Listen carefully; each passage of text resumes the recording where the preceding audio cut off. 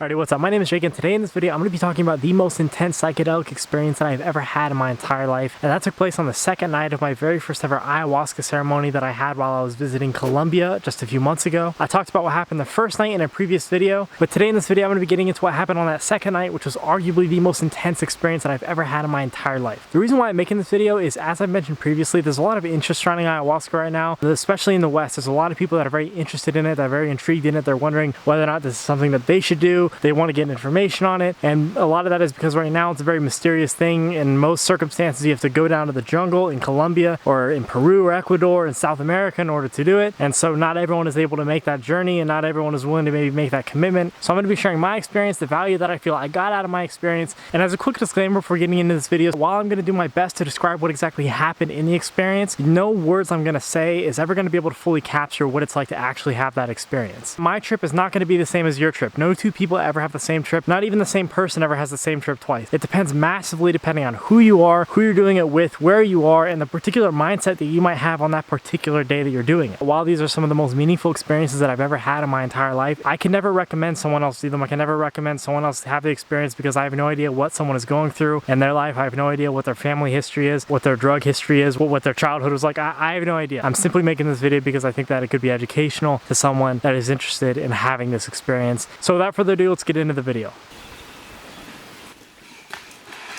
Going into the second night of my first ever ayahuasca experience, I was in the mountains of Colombia, just a few hours outside of the city of Medellin. It was the first ceremony I've ever had with ayahuasca, and the night previously was the first time I ever encountered the drug before. I had previous psychedelic experiences with things like LSD and mushrooms, but I had never ever experienced anything even remotely similar to the level of intensity and really the grandeur of experience that I had experienced on that very first ever night of ayahuasca. Going into the second ceremony, I was pretty shell-shocked from what happened the night previously. I was very happy for the experience that I had, but it was so intense that I was really trying to kind of put it all in a picture, really try to understand, okay, what the heck, what happened there? Like, this was not in the domain of things that I had ever previously, conceived of or thought about before. So going into the second night, I was thinking, like, I don't think I'm really gonna do too much of this. In fact, I had debated just not taking anything and just kind of sitting around and enjoying the experience, enjoying the ceremony. I feel good from the night previously, but I'm still very tired. But as the day kind of went on and as we started getting further into the night, I got a better and better attitude, a better and better mood. I was talking to some of the people around me, and it was really apparent to me that a lot of these people that I was with were very cool, very brotherly. Everyone there was just, really just listening to you and just talking to you and having very open conversations. As the ceremony got started, we all went into the ceremonial hut, the ceremonial shack.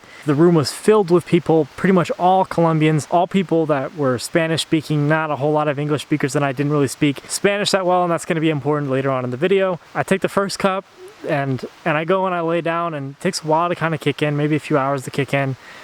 But as time passes by, I'm like, you know what, I'm here. I don't know when the next time I'm going to be able to have the opportunity to do this. I might as well make the most of it. I'm going to take 2 cups. And I go and I lay down, and immediately I'm just like, what have you done? Like, why did you do that? I'm like, how, like, why would you do that? Like, what, now you're fucked. I'm like, now you're screwed. Immediately I start going to this places where I start doubting myself and I'm questioning myself. I'm like, that was so dumb. Like, you thought you could get away with it the first night, but now you really done it this time. Like, you're not gonna get out of this experience unscathed. Something really bad is gonna happen. And so I wasn't tripping yet, but I didn't like the tone that was being set. And if you've ever had psychedelic experiences before, you know that a lot of times the tone that is set in the beginning of the trip can kind of determine the outcome for the rest of the trip. And you know that in your head, so it just kind of spirals and it makes it even worse. And so I'm just trying to pay attention to my breath. I'm trying to pay attention to the message that I got the previous night, which was essentially just come back to your breath, come back to your breath, come back to your breath. That was the message I got in the night previously. So I'm here trying to apply it, but it's very overwhelming. Even though the trip hasn't really started yet, my mind is, really playing tricks on me, and I'm thinking, like, that was a really dumb decision, but I'm just trying to breathe through it and just try to get through it. But as much as I'm trying to pay attention to my breath, I still can't kind of overcome this feeling that I really just fucked up, and I'm really gonna potentially not make it out of this night, whatever that means. Eventually, I see someone in the room, they're going around with a flashlight, and there's probably like 35 people in this room. It's filled. And I'm like, what is this guy doing? Like, whatever he's looking for, it can't possibly be me because I'm 35 people in here. There's no way he's after me. And he's like, and he points the flashlight at me. He's like, Jake. And I'm like, fuck. I'm like, what? he's like, Jake, and he leans in, and he starts speaking Spanish to me, and I'm like, and I'm starting to kind of trip, and like I said, I have this bad attitude, and I'm like, no entiendo, I don't understand, what are you saying? And he keeps trying to talk to me, and I'm like, I don't understand. And eventually he goes and he tracks down like the one guy in the room that speaks English and has him come over to me, and he's like, and he comes over, and I'm confused this whole time. He's like, Jake. I'm like, what's going on, man? He's like, come with me. I'm like, what? he's like, come with me. We're going to go. And I'm like, where are we going? Where are we going to go? I'm confused. I don't want to go anywhere. I just want to lay down because I'm not feeling good. So he's like, I'm like, what are we gonna do? Like, why are we going? He's like, just come with me. I'm like, why? He leans in. And he's like, for the healing.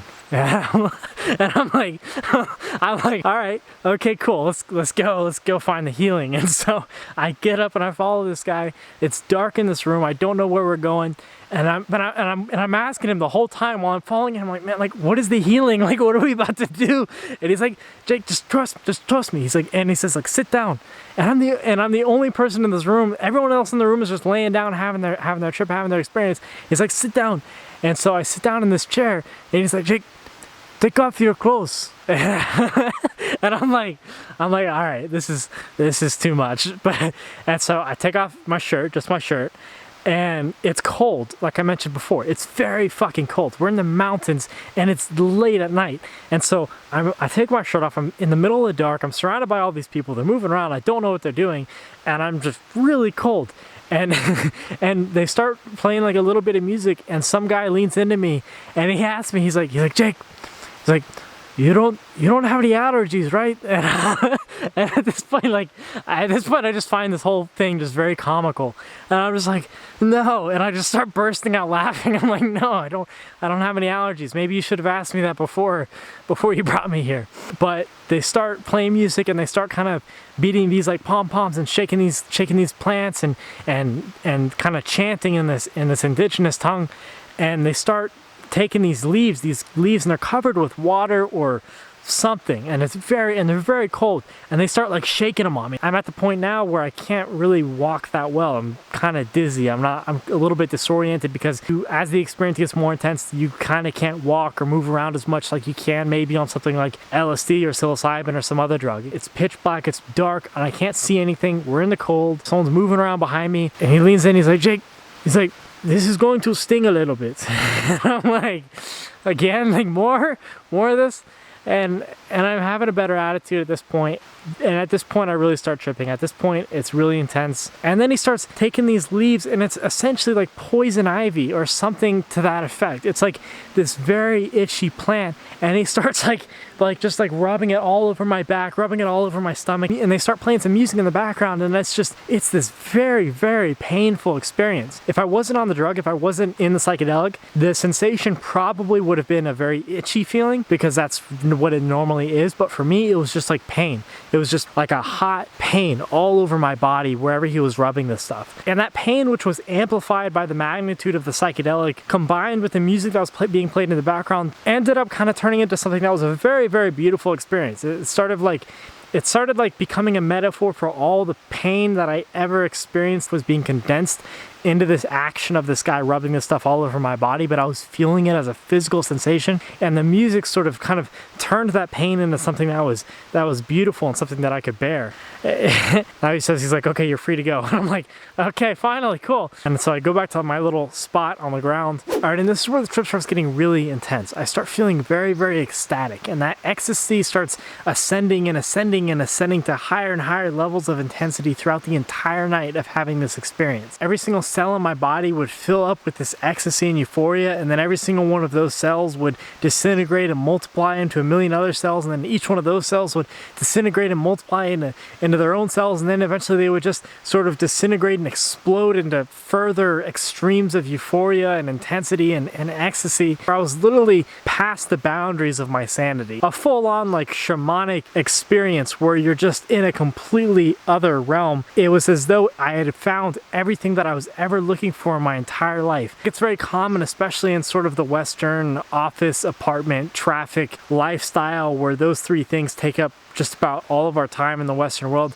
I think a lot of us are at all times going around with this feeling of like there's like a cup and it's not full. It has some in it, but it's not quite full, but it's sort of invisible to us, and we never look at it, and we never remind ourselves of that feeling. But underneath everything that we do, we all are always kind of persistently left with this feeling of like, things don't quite feel right, like there's just something off, something not right about what we're doing and the way that we're doing it. But we try not to look at that. We try not to look at the fact that the cup is not quite full. We try to instead like distract ourselves or fill it up with other things like alcohol and drugs and television, and we're always like looking around trying to find out, where is that we can fill our cup, how can we fill our cup, and we're looking around trying to find the answer, even though we don't really realize that we have the question. We're looking around, we're looking at other people, and we think that we can find the answer in other people, that we can find the answer by looking at what he's doing or she's doing, by looking at what celebrities are doing, looking at what people are doing on TV, looking at what people are doing on Instagram, and just trying to find out, like trying to look around and try to copy someone because someone out there has to have the answer. But the whole trick of it is that they're all doing the exact same thing. They're all looking back at us, and they're all trying to find out, like, man, does someone else have the answer? And so we're all just playing this mimetic game where we're all copying each other, looking for the answer, and we think that the answer is in copying other people. In reality, the only way that you'd ever get to the point of feeling like everything in life was just pure bliss and ecstasy is to be in a state of utter insanity. But it's the one thing that we all fear the most. And I saw that everything that's beautiful, whether it's art or music or a business or some creative venture, it always requires some level of insanity. And you can define insanity a little bit less intensely by saying it's just a matter of not conforming with others or going against what other people are doing, because what everyone is doing at all times is they're just trying to copy other people, and conformity is the definition of sanity.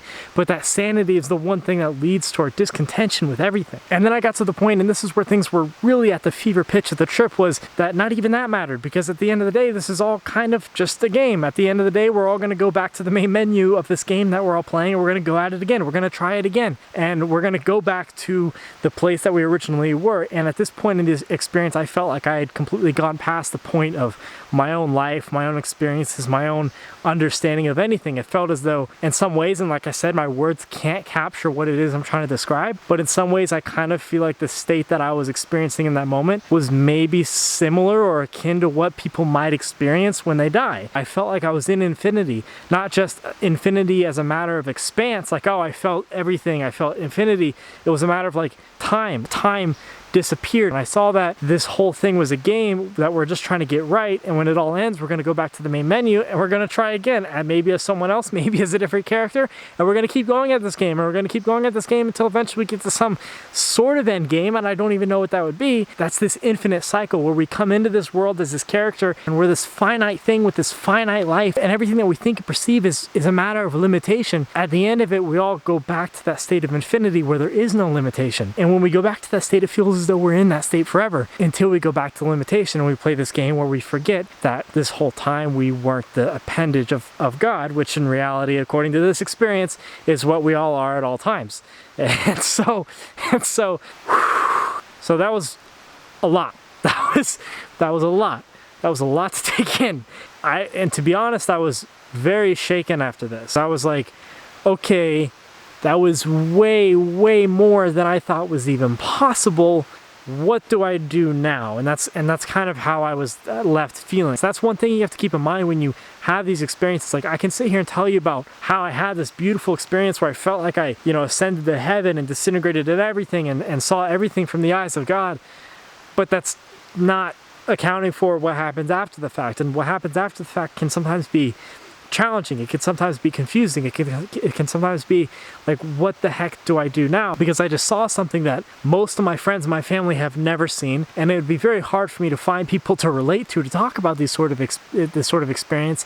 And I'm wondering, like, is this going to permanently change me? Because I know some people are looking for this. They're looking for this as like a cure for something. They're looking at this as like, oh, I've had this trauma, I've had this. I can go down here. Maybe if I go down here, I can have this experience and that can relieve me of all that stuff.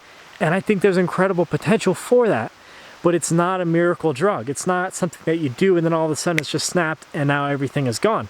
For some people, I think it can be like that, but then eventually you come back and you're like, and now you have to do the real work, and the real work is a matter of integrating it. The real work is a matter of bringing it into your life in a manner that benefits you but benefits other people, but that's hard to do. And after the experience, I had some hard moments. One thing that one of those guys said to me when I was asking him about the experience is he's like, you get a book's worth of information, but you can only take one page at a time. And that's kind of a good way of looking at it. Is like, you get this wealth of knowledge and things to think about and try to implement, but if you try to come out of that and say that you're gonna suddenly just flip a switch and everything's gonna be different and now you're gonna be this different person and put on this fake, you know, air of being a different person, then that's not gonna work out too well, because it's too much to bring into you all at one time. But it is a matter of just one page at a time. And people ask me, one thing a lot of times people ask me when I tell them that I've had this experience is they say like, do you feel a change? Like, do you feel a change? Like, do you feel that something's different now? And it's hard for me to answer that question. Like, to some extent, yes. Like, to some extent, no. To some extent, I feel like things, like life is the same, but at the same time, this is it, yes. At the same time, yes. At the same time, it is something that I think about a lot. If you're not prepared to go into something that you're going to be thinking about for 80% of your time afterwards, that's something to consider. Because it's a lot to digest. It's a lot to take in. I feel with something like mushrooms, it's like, okay, here's some things that you can, you know, work on, and you can look at it like, oh, okay, I could probably get that done in like 6 months. But like with ayahuasca or el yahe, it's like, oh, okay, that's gonna take about 70 years. Like that's gonna take a long time to try to implement.